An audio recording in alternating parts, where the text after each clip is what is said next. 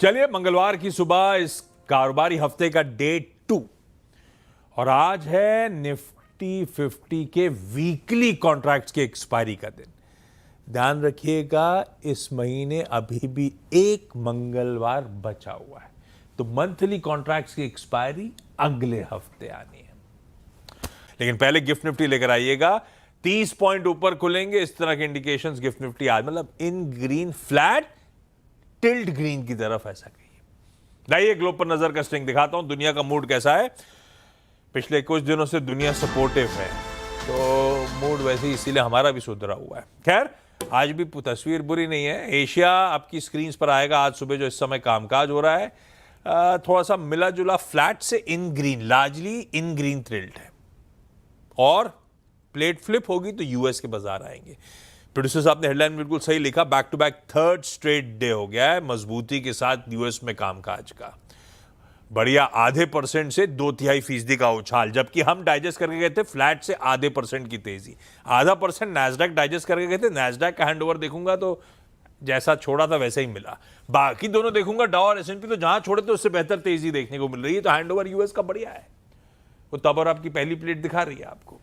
ऐसे में हुआ क्या, चल क्या रहा है, या वही जो पिछले 2 दिनों से हॉर्माज आपको बता रहे हैं कि एआई ट्रेड वापस आ गए, ये वही कहानी है और भी कुछ हो रहा है, समझ लेते हैं। हॉर्माज, गुड मॉर्निंग भाई साहब। ना सिर्फ इक्विटी बाजार, वो कच्चा तेल वापस धीरे धीरे करके इंचअप हो रहा है। कल सुबह जिक्र हो रहा था तो उसके और $1-1.5 जोड़ दीजिए, इस तरह से इंचअप कर रहा है। मामला क्या है, मूड कैसा है भाई साहब? गुड मॉर्निंग आशीष। मूड तो वैसा ही है जैसे कल था। वापस वही एआई से रिलेटेड सारे जो शेयर है उन सभी में खरीदारी थी, और कोई ऐसा डायरेक्शनल डिसाइसिव ट्रिगर आज के सिवाय अब बाकी के साल, पूरे साल बचे हुए में है नहीं बाजार के लिए। तो अब वो सैंटा रैली जैसे चल रही है वैसे चलती जा रही है। माइक्रॉन के शेयरों में कल भी खरीदारी थी, और वो 3 दिनों की जो खरीदारी चली जा रही है वो वैसे ही है। और लगभग 500 अंक डाउ चढ़ चुका है इन 3 सत्रों में।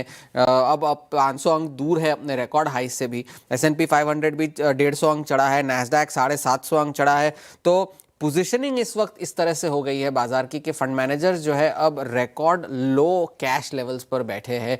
बाजार ये मानकर चल रहा है कि अगले साल 2 बार ब्याज दरें कटेंगी, जबकि डॉट प्लॉट जो है वो सिर्फ 1 बार ब्याज दरों में कटौती का अनुमान दिखा रहा है। 14% अर्निंग्स ग्रोथ के अनुमान है S&P 500 के अगले साल के, ये बाजार प्राइस इन करके चल रहा है। तो काफ़ी सारे पॉजिटिव्स बाजार ऑलरेडी प्राइस इन करके चल रहा है, तो डिसअपॉइंटमेंट की गुंजाइश जो है वो अब बहुत कम बाकी रह गई है।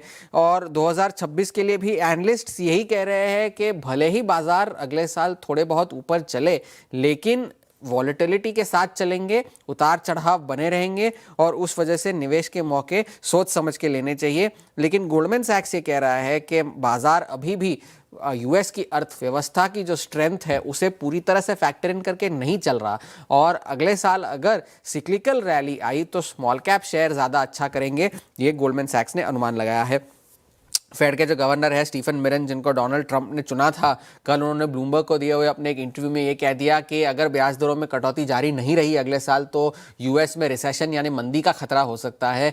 और ये अनिवार्य है फेड के लिए कि वो ब्याज दरों में कटौती करते रहे, क्योंकि बेरोजगारी की दर जो है वो अब अनुमान से ऊपर जा चुकी है। हालांकि उन्होंने ये भी कहा कि वो कोई near term down turn expect नहीं करते, तो ये उन्होंने बात कही। हालांकि उनका जो कार्यकाल है वो अगले महीने खत्म हो जाएगा, वो सिर्फ टेम्पररी गवर्नर बने थे। और पिछली 3 पॉलिसीज में जब फेड ने 25-25 बेसिस पॉइंट्स ब्याज दरों में कटौती की है, वो इकलौते ऐसे डिसेंडेंट थे जिन्होंने 50 बेसिस पॉइंट्स की सिफारिश की थी तीनों पॉलिसीज में।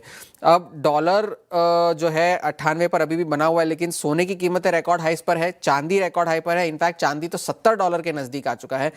तेल की कीमतों में बढ़ोतरी के 2 कारण हैं। पहला तो ये कि यूएस और वेनेजुएला में जो टेंशन चल रहा है, यूएस ने जो शिप्स जब्त की है उस पर तो डोनाल्ड ट्रंप ने ये कह दिया कि उसमें से तो तेल है, या तो वो हम रख लेंगे या तो वो बेच डालेंगे, या तो या 2 चीजें कही उन्होंने।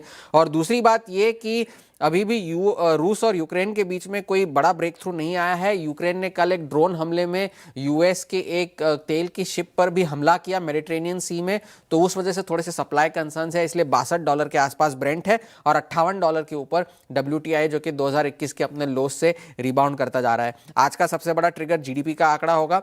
तीसरी तिमाही के जीडीपी के आंकड़े आएंगे 3.5 से 3.8% के अनुमान है, एवरेज 3.5% के अनुमान है। और एक अर्थशास्त्री ये मान रहे हैं कि फिलहाल ये तो थोड़ी बहुत ठीक रहेगा प्रिंट, लेकिन आगे चल के थोड़ा सा स्लो डाउन आने की उम्मीद है।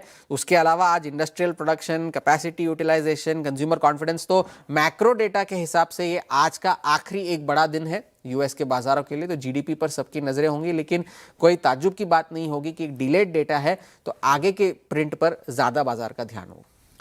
लीजिए भाई साहब, ये है ग्लोब का मूड।